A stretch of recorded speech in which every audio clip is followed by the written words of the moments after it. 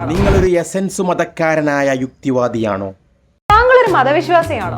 എങ്കിൽ നിങ്ങളുടെയും റോട്ടിലൂടെ അലഞ്ഞു തിരിഞ്ഞ് നടക്കുന്ന പട്ടിയുടെയും പൂച്ചയുടെയും നായയുടെയും പാമ്പിൻ്റെയും വലിയുപ്പ ഗ്രാൻഡ് ഫാദർ ഒന്നായിരിക്കും.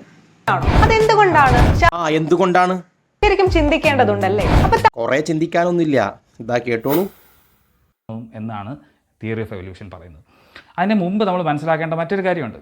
ഇന്ന് കാണുന്ന എല്ലാ ജീവിവർഗ്ഗങ്ങളും ഷെയർ ചെയ്യുന്ന ഒരു കോമൺ ആൻസസ്റ്റർ ഉണ്ട്, അല്ലെങ്കിൽ ഒരു പൊതു പൂർവികനുണ്ട് എന്ന് പറയാം. അതിന് നമ്മൾ ഇന്ന് ചുരുക്കത്തിൽ പറയുന്ന പേര് ലൂക്ക എന്നാണ്, അല്ലെങ്കിൽ ലാസ്റ്റ് യൂണിവേഴ്സൽ കോമൺ ആൻസസ്റ്റർ എന്നാണ്. ആ ഒരു ഏകകോശ ജീവിയിൽ നിന്നാണ് ഇന്ന് കാണുന്ന എല്ലാ ജീവികളും അല്ലെങ്കിൽ എല്ലാ ജീവിവർഗ്ഗങ്ങളും ഉണ്ടായി എന്ന് വേണം നമ്മൾ മനസ്സിലാക്കാൻ. നിങ്ങളുടെ എസൻസിൻ്റെ പ്രഭാഷകൻ പ്രസംഗിക്കുന്ന പ്രസംഗമാണിത്. അഥവാ പരിണാമം വിശ്വസിക്കുന്നുണ്ടെങ്കിൽ നിങ്ങളുടെ അപ്പൂപ്പനും ഇവിടെ കാണുന്ന പട്ടി, പൂച്ച, നായി അങ്ങനെ തുടങ്ങിയ മുഴുവൻ ജീവജാലങ്ങളുടെയും അപ്പൂപ്പനും ഒരാളാണെന്ന് നിങ്ങൾ പറയേണ്ടി വരും. ആ അപ്പൂപ്പൻ്റെ പേര് ലൂക്ക അപ്പൂപ്പൻ. ഫിറ്റ്നസിന്റെ ഭാഗമാകാൻ ഇവിടെ കാണുന്ന QR കോഡ് സ്കാൻ ചെയ്യുക. നിങ്ങൾ എൻ്റെ ഭാഗമാകാൻ ഈ വീഡിയോക്ക് താഴെയുള്ള ഷെയർ ബട്ടൺ ഒന്ന് പ്രസ് ചെയ്യുക. ശാസ്ത്രത്തിനേക്കാൾ മതത്തിനാണോ നിങ്ങൾ പ്രാധാന്യം നൽകുന്നത് എന്ന യുക്തിവാദികളുടെ ചോദ്യം കേട്ടാൽ നമുക്ക് തോന്നിപ്പോകും ഇവിടെ ഏറ്റവും കൂടുതൽ ശാസ്ത്രീയ സത്യങ്ങളെ കണ്ടുപിടിച്ചിട്ടുള്ളത് യുക്തിവാദികളാണ് എന്ന്. രവിചന്ദ്രൻ സി പോലും സമ്മതിച്ച വിഷയമാണ്. ലോകത്ത് ഏറ്റവും കൂടുതൽ നോബൽ സമ്മാനം ലഭിച്ചിട്ടുള്ളത് മതശാസ്ത്രജ്ഞന്മാർക്കാണ് എന്നത്.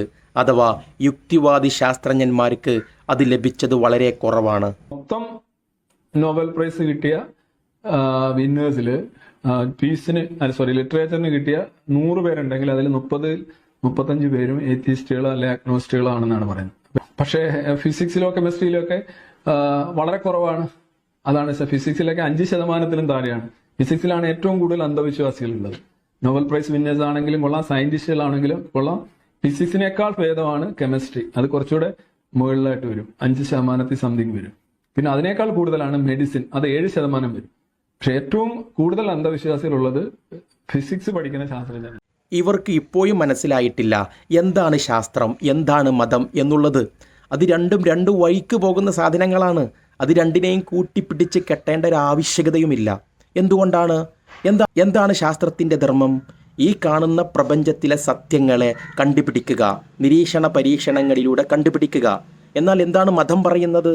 മതം ഈ സമൂഹത്തിൽ മനുഷ്യന് ധാർമ്മികരാകാൻ എങ്ങനെ നീങ്ങണമെന്ന് പഠിപ്പിക്കാനുള്ള ഒരു ടൂൾസാണ്. രണ്ടിൻ്റെയും ധർമ്മങ്ങൾ തന്നെ വ്യത്യാസമാണ്. ഒരു ഉദാഹരണം പറയാം. ആപ്പിളിൽ വിറ്റമിൻ സി ഉണ്ടെന്ന് ശാസ്ത്രം പറയും.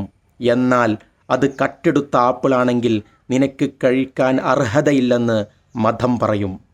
Very simple.